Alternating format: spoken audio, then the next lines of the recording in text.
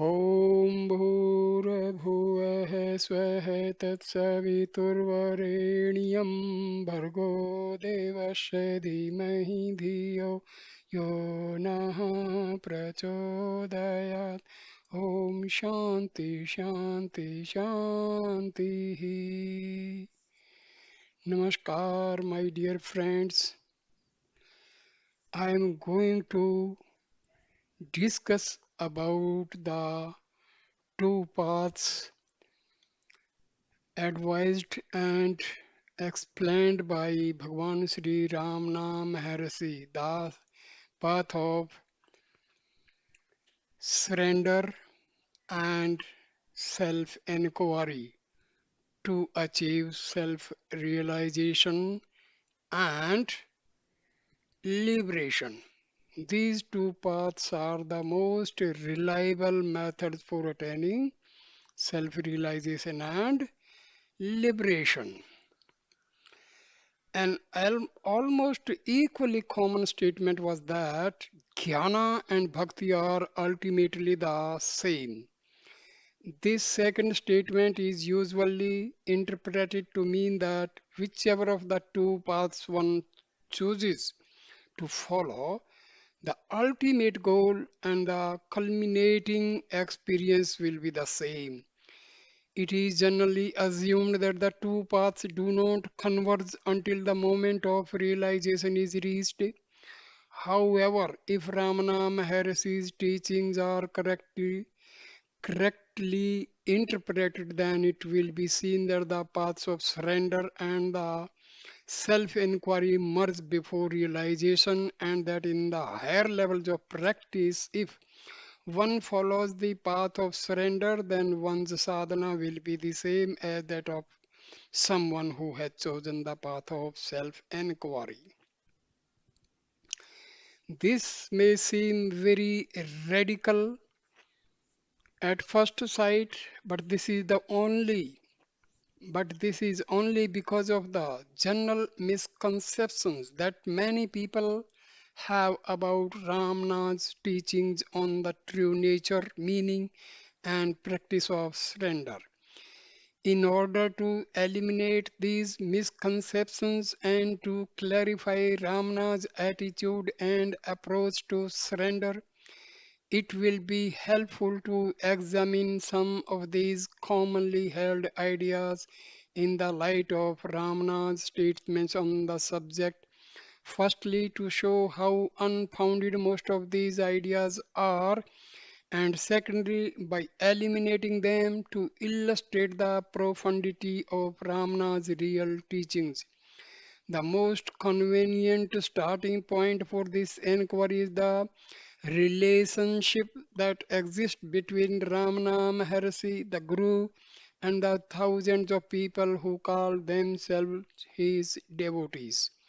There is a long tradition in this country, that is India, of people accepting certain teachers as their gurus and then proclaiming immediately that they have surrendered to them.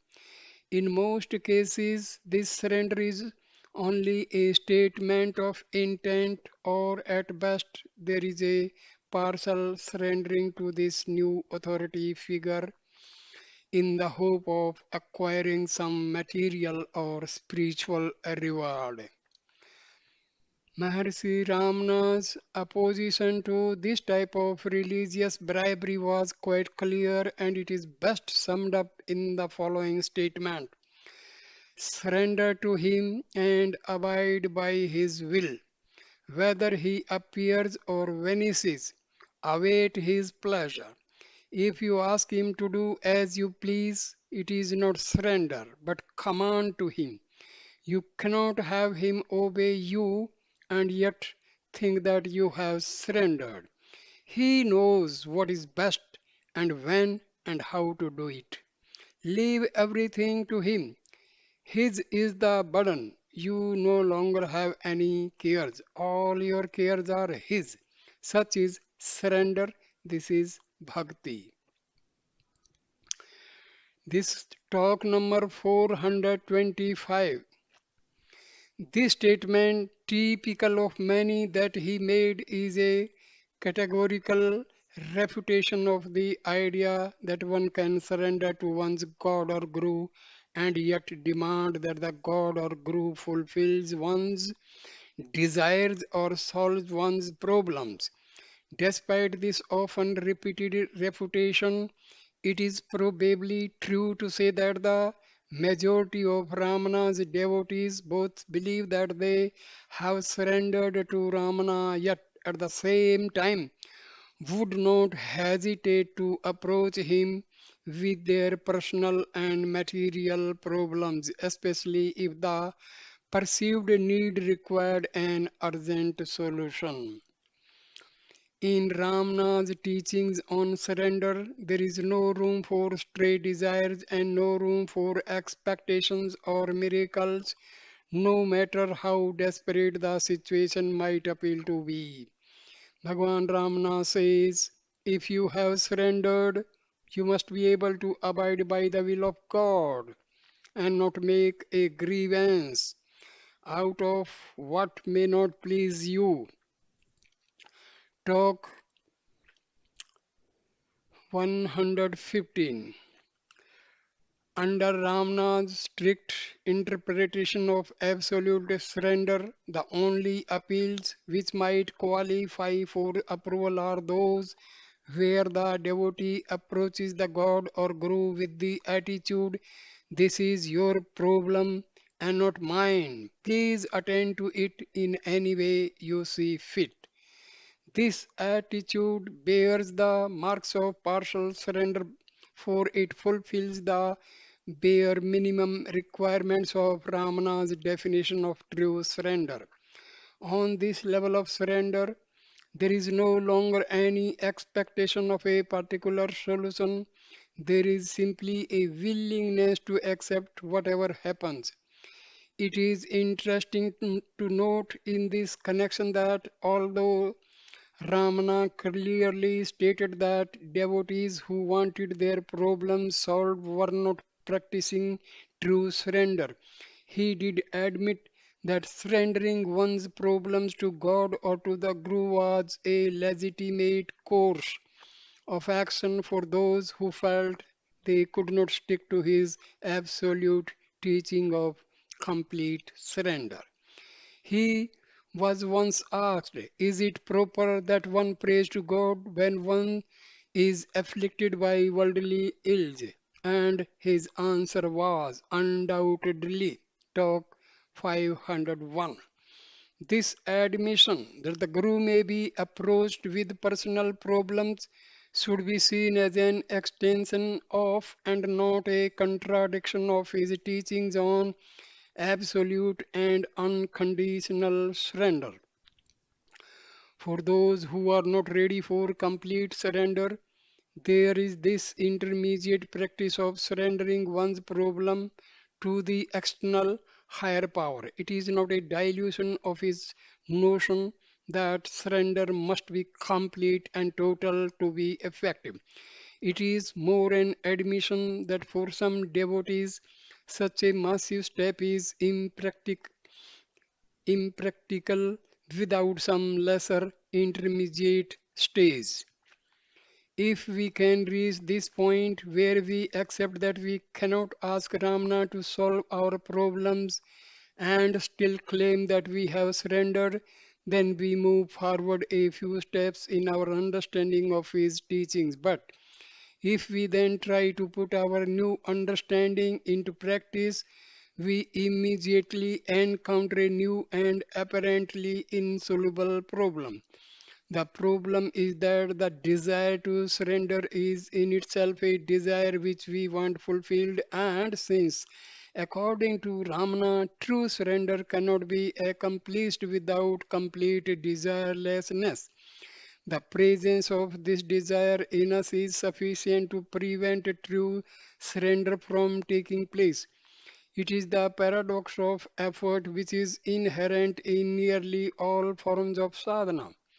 Simply stated, the problem is that there is a perception that there is an individual self which wants to extinguish itself so that the state of realization will be revealed. But anything which this individual self tries to do to eliminate itself merely prolongs its own existence.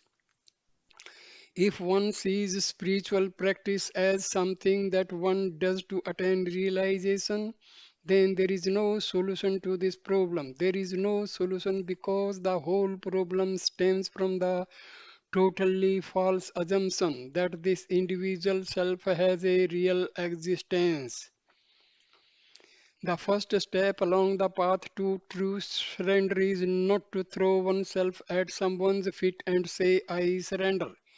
It is the cultivation of the awareness and the understanding that there is no individual self to surrender and that this individual self never at any time had, has, or will have any real existence. When Ramana said on several occasions, who is to surrender what and to whom? Talk 176. He was trying to drive home this fundamental point that without this understanding that there is no individual self, then all spiritual practices are done under false pretenses, and that meditation, surrender, or self inquiry done without this constant awareness are merely exercises in self deception. The best illustration of this point that I have come across appears in a recent publication called The Secret of Arunachala. In it, a devotee remarked to Ramana that a certain fellow devotee must be well advanced on the spiritual path because he meditated for 8 to 10 hours every day. This is page 73. Oh, replied Ramana, he meditates, he eats, he sleeps, but who is meditating, eating, sleeping? What advantage is there in meditating for 10 hours a day if in the end that only has the result of establishing you a little more deeply in the conviction that it is you who are meditating? This aspect of Ramana's teachings that one is already realized here and now is widely ignored when it comes to practice, but its importance cannot be overstated. Ramana has said, the removal of ignorance is the aim of practice and not acquisition of realization. Talk page 322. The most fundamental piece of ignorance is that there exists an individual self who is going to do sadhana, and that by doing sadhana, this individual self will disappear or be merged in some super being. Until this concept is eliminated on the mental level, it is not an exaggeration to say that one is wasting one's time in attempts to surrender or to inquire who am I. Correct attitude and correct understanding of this matter are of preeminent importance if the application of Ramana's teaching is to be successful. Returning now to the practice of surrender and bearing in mind the necessity of maintaining the right attitude with regard to the non existence of the individual self, there remains the problem of how to surrender, since the mere desire to surrender invents an illusory person who is going to surrender. The key to this problem and the key to all problems connected with the practice of Ramana's teachings is to bypass the mind and move to the realm of being. One cannot truly surrender without escaping from that vast accumulation of ideas and desires we call the mind, and according to Ramana, one cannot escape or destroy the mind by any kind of mental activity. Ramana's solution is to let the mind subside to the point where it disappears, and what remains when the mind has subsided is the simple, pure being that was always there. In a conversation in talks, Ramana gives the following illuminating answer. He says, It is enough that one surrenders oneself. Surrender is to give oneself up to the original cause of one's being. One's source is within oneself. Give yourself up to it. That means that you should seek the source and merge in it. Talk 175. This is an immensely profound statement which not only sweeps away many of the myths that surround the practice of surrender, it also shows an indication that the route to the rediscovery of the self is the same, whether one chooses to label it surrender or self inquiry. If we examine this statement closely, it is possible to extract three important conclusions regarding Ramana's attitude and approach to surrender. Firstly, there is no external deity or manifestation to whom one must surrender. Secondly, the source of one's being is within us. And thirdly, and most importantly, true surrender is to go back to the original cause of one's being and remain firmly and continually rooted there. If this is translated into terms of practical advice, then surrender comes down to two words, being and stillness. In talks, Ramana says, your duty is to be and not to be this or that. I am that. I am sums up the whole truth. The method is summed up in Be Still, talk page 333.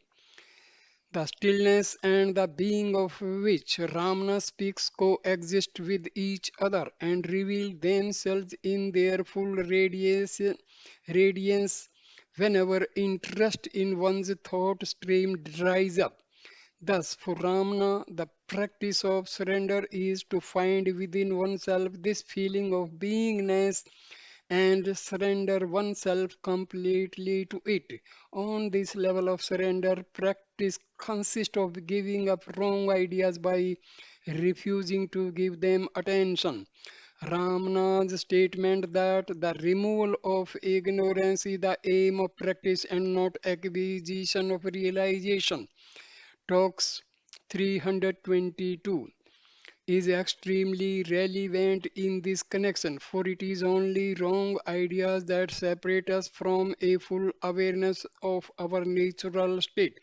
This final stage of surrender is simply a giving up of attachment to ignorance by bypassing the mental processes which cause and perpetuate it. The practice is the fruit of the conviction that there is nothing to surrender. For by denying attention to the mental processes, one is finally surrendering the erroneous idea that there is an individual self to surrender. When one attempts to practice this conviction by putting attention on the feeling of being that is within us, thoughts and desires will initially continue to grow at their normal rate. But if attention is maintained over a period of time, the density of thoughts decreases, and in the space between them there emerges the clarity, the stillness, and the peace of pure being. Occasionally, this stillness and this peace will expand and intensify until a point is reached where no effort is needed to sustain the awareness of being. The attention merges imperceptibly with the being itself, and the occasional stray thoughts no longer have the power to distract. When this point of surrender has been reached, all the ignorant misconceptions which constitute the illusory ego have disappeared. But this is not the final state of realization because the misconceptions are only in suspension and sooner or later they can emerge again. Ramana has stated that the final definite elimination of ignorance is a matter for self. He says that effort can only take one to a certain point and then the self takes over and takes one to the goal. In the case of surrender, the initial effort is the shifting of one's attention from the world of thoughts to the feeling of being. When there is no attention on it, the mind subsides, revealing the being from which it came there in some mysterious way. The self eliminates the residual ignorance and realization dawns. Ramana summed it all up very neatly when he said, just keep quiet and Bhagwan will do the rest. Ramana Maharshi and the Path of Self Knowledge, page 147. This shifting of attention is the ultimate act of surrender. It is an acknowledgement that the mind, its concepts and desires are all ignorance, and that involvement in and attachment to the ignorance is all that prevents a full awareness of reality. It is an acknowledgement that nothing that is understood or believed is of any use, that no belief, theory, idea, or mental activity will bring one any nearer to realization. It is an acknowledgement and a final acceptance of the idea that all striving and all notions of attainment are futile and illusory. This simple shifting of attention constitutes the culmination of surrender because it is that final surrendering of the ignorant notion that there is an individual self to surrender. It is the final acceptance in practice of the conviction that there is only attachment to wrong ideas and that this attachment can be severed by refusing to give these ideas any attention. This final level of surrendering ignorance represents the full flowering of Ramana's teachings on surrender, and any less absolute interpretation merely entangles one in the meshes of the ignorant ideas he was striving so hard to eliminate. It is admitted that as a concession to weakness, he occasionally permitted and approved lower levels of surrender, such as devotion and worship. But those who could comprehend and practice his more absolute teachings, he would be satisfied with nothing less than the total unconditioned surrender which is implied in the practice of being and the detachment from ignorance. Bearing this in mind, it will now be constructive to have a closer look at the practice of self inquiry and to focus attention on the large overlap that exists between inquiry and surrender. Ramana's advice on self inquiry was clear, simple, and direct, but like his advice on surrender, it has often been misunderstood and misrepresented. The easiest way to avoid errors is to remember three simple but fundamental tenets of Ramana's teaching. Number one, firstly, that we are all realized here and now, and that the only purpose of sadhana is to remove the idea that we are not. Second, secondly, there is no individual self to extinguish because the individual self never at any time existed. Third, and thirdly, no amount of mental sadhana is helpful because the mind cannot do anything except extend the frontiers of its own ignorance. If an awareness of these points is continually maintained, then the most obvious errors in practice can be avoided. One immediately sees that concentration on a point in the body is counterproductive because it involves mental effort. One can also eliminate the idea that self inquiry is a mantra or an exercise in self analysis because both of these approaches involve mental activity. On a more subtle level, if one maintains an awareness that the individual self at any time ever exists, then one can avoid the dangerous but often deeply rooted notion that self inquiry involves oneself looking for another self.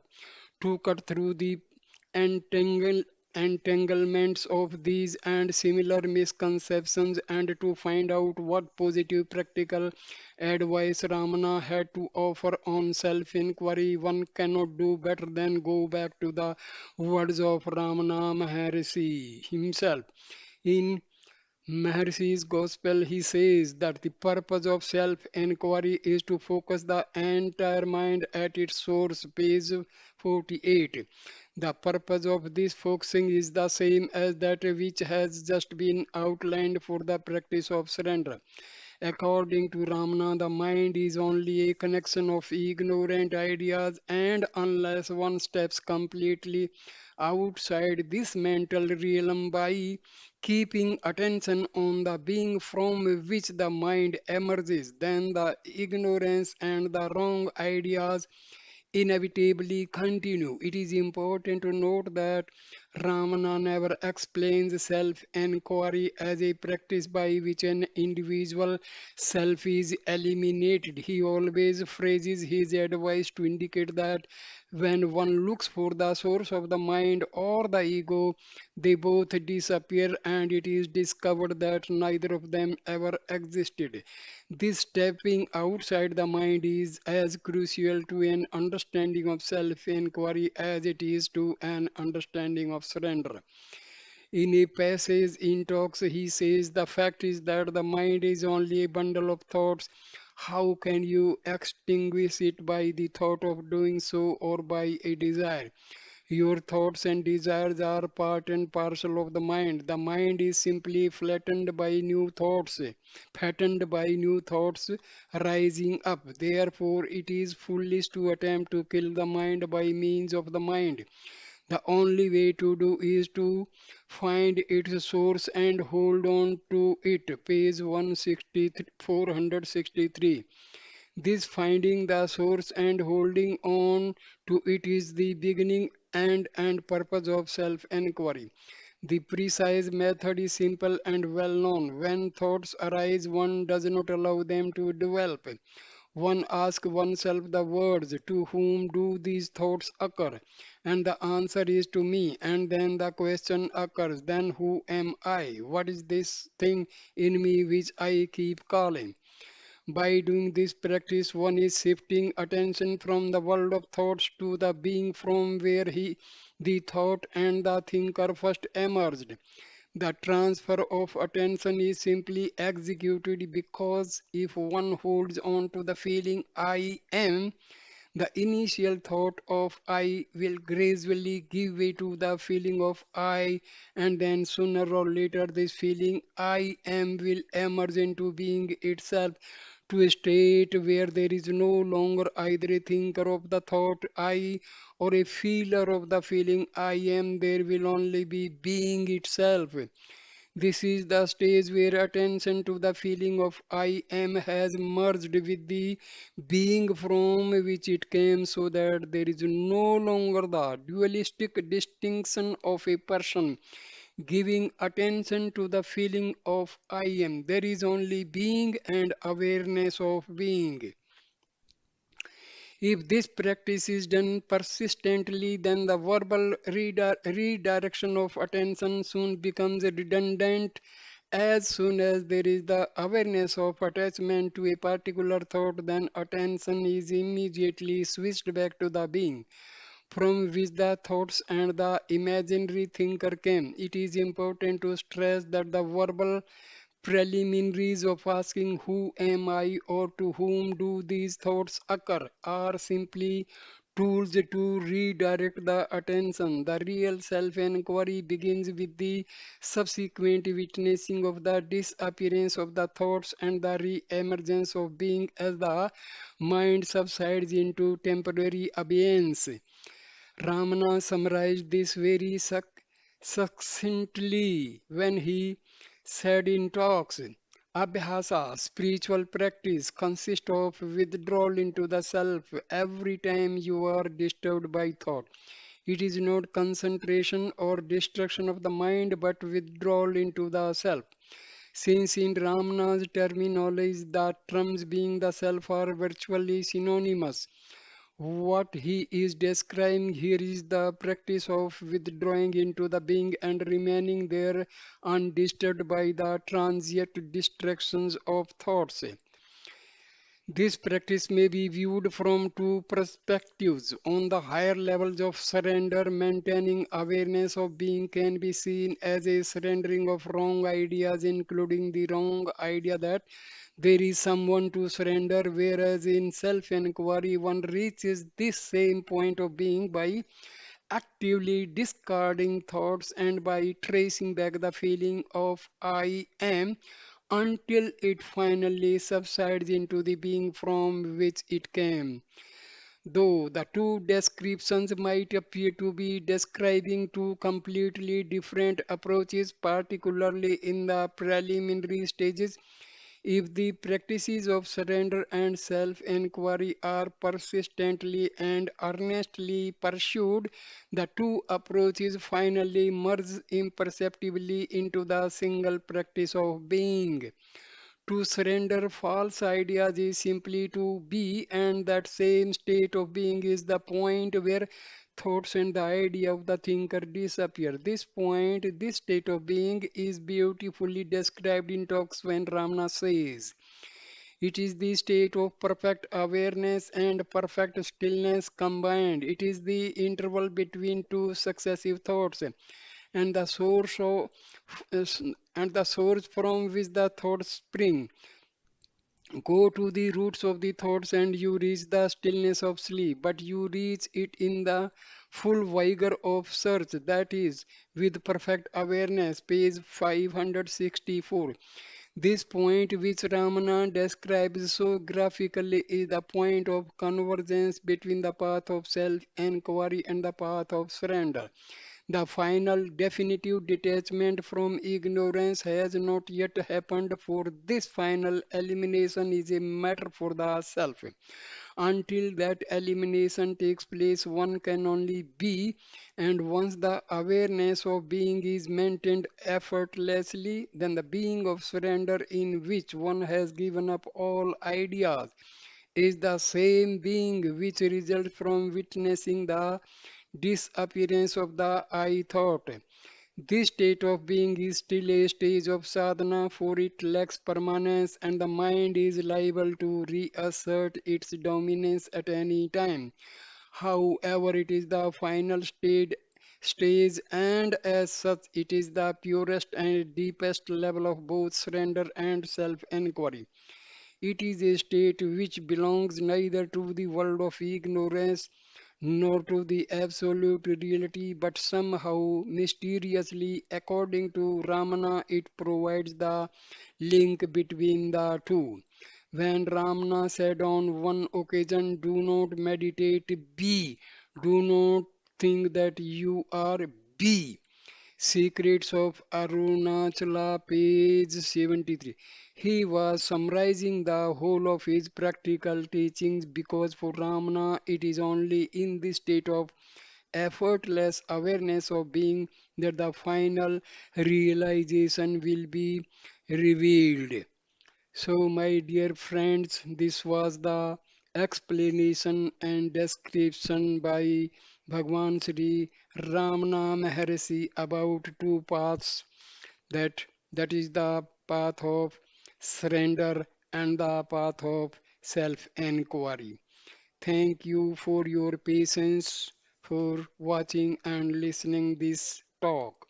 Please like, comment and share the video and subscribe my channel. Thank you, my dear friends. Namaskar.